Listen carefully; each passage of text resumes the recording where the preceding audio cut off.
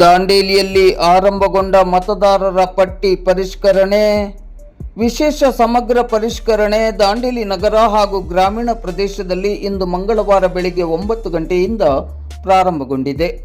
ದಾಂಡೇಲಿ ತಾಲೂಕಿನ ನಗರ ಪ್ರದೇಶದಲ್ಲಿ 44 ಮತ್ತು ಗ್ರಾಮೀಣ ಪ್ರದೇಶದಲ್ಲಿ 15 ಹೀಗೆ ಒಟ್ಟು 59 ಮತಗಟ್ಟೆಗಳಿದ್ದು ಒಂದೊಂದು ಮತಗಟ್ಟೆಗೆ ಒಬ್ಬೊಬ್ಬರಂತೆ ಒಟ್ಟು 59 ಮತಗಟ್ಟೆ ಮಟ್ಟದ ಅಧಿಕಾರಿಗಳು ಈ ವಿಶೇಷ ಸಮಗ್ರ ಪರಿಷ್ಕರಣೆ ಕಾರ್ಯದಲ್ಲಿ ತೊಡಗಿಸಿಕೊಂಡಿದ್ದಾರೆ. ಈಗಾಗಲೇ ದಾಂಡೇಲಿ ತಾಲೂಕಿನಲ್ಲಿರುವ 54,930 ಮತದಾರರ ಪೈಕಿ 46,978 ಮತದಾರರ ಮ್ಯಾಪಿಂಗ್ ಮಾಡಲಾಗಿದೆ.